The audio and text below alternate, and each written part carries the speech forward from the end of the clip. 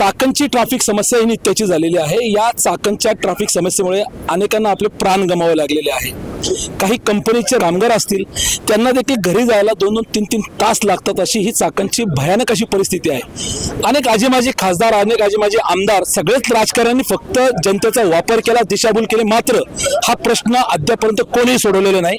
शेवटी चाकण कृती समिती तयार झाली आणि या वाहतूक समितीमध्ये त्रस्त झालेली लोक एकत्र आली आणि त्यांनी शेवटी एक आंदोलनाचं हत्यार उपसलं। आपण पाहू शकता की त्याला भला मोठा प्रतिसाद मिळालेला आहे। हजारोच्या संख्येने जनसमुदाय या आंदोलनामध्ये सहभागी झालेला आहे। काय नेमक्या चाकण कृती समितीच्या मागण्या आहेत, आपण त्यांची थेट बोलणार आहोत। काय आपल्या नेमक्या मागण्या, काय भावना व्यक्त करतात? नमस्कार। आज या ठिकाणी चाकण ट्रॅफिक मुक्ती कृती समितीने हा जो काही आज स्टँड घेतलेला आहे हा खरंच खूप चांगला घेतलेला आहे आणि ह्याच्यावरून कळते की प्रशासन किती ढिम्म आहे। की आतापर्यंत तुम्ही बघितलं असेल की सामान्य नागरिक, अनेक कामगार संघटना हे रस्त्यावरती आलेले आहेत, पण ज्या वेळेला उद्योजक रस्त्यावरती उतरत आहे, जर तुम्ही इथे चेक केलं, शेकडो उद्योजक आहेत या ठिकाणी, MSME मधले आहेत, मोठ्या कंपन्यांचे मालक आहेत। ज्या वेळेला मालक रस्त्यावरती उतरतोय म्हणजे तुम्हाला ह्याच्यावरून कळेल की या ठिकाणी व्यवसाय करणं किती अवघड झालेलं आहे। रस्त्याच्या ट्रॅफिकमुळे जायला 2 तास, यायला 2 तास, कामगार मिळत नाहीये आणि एकंदरीत आर्थिक कंबरड हे सगळ्या उद्योजकांचं मोडलेलं आहे। तर या ठिकाणी मी उपमुख्यमंत्री अजितदादा पवार, जे आपल्या जिल्ह्याचे पालकमंत्री आहेत, मुख्यमंत्री फडणवीस साहेब यांना विनंती करतो की जातीने लक्ष घाला। आज PMRDA योगेश मसे पाटील साहेबांना हा सगळा कार्यभार दिलेला आहे, पण त्यांचं इथं किती लक्ष आहे? तर त्यांनी त्यांच्याच लेवलचा एखादा नोडल ऑफिसर चाकण MIDC व परिसर इथे नेमावा व नित्य नियमाने 24/7 इथे काम करून पुढील 2 ते 3 महिन्यामध्ये हे सगळे प्रश्न मार्गी लावावे आणि 3 वर्षामध्ये लॉंग टर्म पुढील 25 वर्ष असे टिकेल असे इन्फ्रास्ट्रक्चर आमच्याकरता तयार करावे, अशी माझी मुख्य मागणी आहे। ट्रॅफिक मुक्त चाकणसाठी सर्वपक्षीय त्या ठिकाणी आंदोलन होतंय।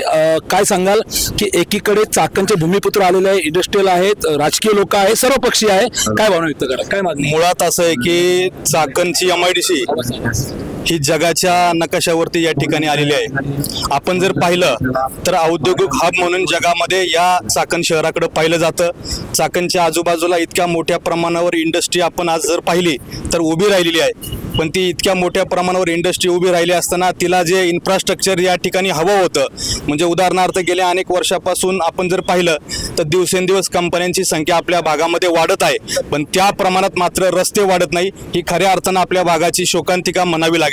आपण जर हिंजवडीचा परिसर बघितला तर त्या भागामध्ये सुद्धा अशीच परिस्थिती काही दिवसांपूर्वी उद्भवली होती, परंतु शासनानं तिथं लक्ष न घातल्यामुळं रस्त्यांची अवस्था जशाची तशा राहिल्यामुळं अनेक कंपन्या आपण जर पाहिल्या तर हिंजवडीमध्ये सोडून गेलेल्या आहेत। किंबहुना तशीच परिस्थिती आपल्या भागावर जर ओढवली तर उद्याच्या काळामध्ये इतक्या मोठ्या प्रमाणावर कारखानदारी या भागामध्ये उभी झाली असताना राज्याच्या कानाकोपऱ्यातच नव्हे तर देशाच्या कानाकोपऱ्यातून अनेक लोक या ठिकाणी पोटा पाण्यासाठी येत असतात।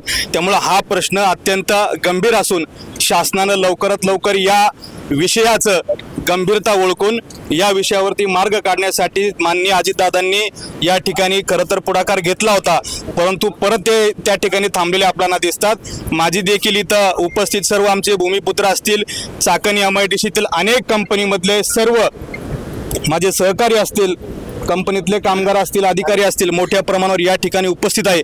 आमच्या सर्वांची एकच मागणी आहे की राज्यामध्ये जसे अनेक प्रश्नांवरती आपण त्या ठिकाणी ठोस भूमिका घेता, तशीच भूमिका या चाकणच्या रस्त्यावरती घेतली जाणं आवश्यक आहे।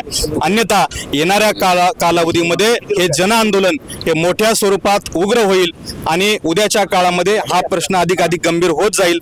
म्हणून माझी आपणा इथं उपस्थित सर्वांच्या वतीनं शासनाला विशेषतः त्या ठिकाणी विनंती आहे की आपण या विषयाकडे गांभीर्यानं पाहून हा विषय लवकरात लवकर मार्गी निघावा, अशी मी आपणा सर्वांच्या वतीने या ठिकाणी विनंती करतो। केवळ चाकणच नाही, मोशीपासून आपली ट्रॅफिक समस्या सुरू होते, रस्त्यांची परिस्थिती अतिशय भयानक आहे। काय सांगा आपण मोशीकर? आज आपण पाहत आहे की मोशी बोसरी पासून जे ट्रॅफिकची समस्या आहे, ही बोसरी पासून इकडला जो पब्लिक आहे, जो मोशीमध्ये राहत असेल, पिंपरी चिंचवड शहरामध्ये राहत असेल, तो संपूर्ण वर्ग हा चाकण इंडस्ट्रीमध्ये कामासाठी जात असतो। तर त्यांना जर सकाळी उठलं, सकाळी 6ला म्हणजे दिवस उजडला तर त्यांचा थोडक्यात घरी आलं तर दिवस मावळतो, म्हणजे त्यांच्या मुलाबाळांना सुद्धा त्यांचे चेहरे बघायला भेटत नाही। अशी अवस्था एवढ्या ट्रॅफिकच्या समस्येमुळे झालेली आहे। पुन्हा नाशिक हायवे असेल आणि पिंपरी चिंचवड शहरामधील आता आपणच पाहिले की आपण काल थोडक्यात म्हणजे उद्याच्याला आमरण उपोषणासाठी आम्ही या ठिकाणी उद्या बसतोय की मोशीमधील आणि पुन्हा नाशिक हायवे ही जी ट्रॅफिकची समस्या वाढलेली आहे त्यासाठी आम्ही आमरण उपोषण करणार आहे उद्यापासून.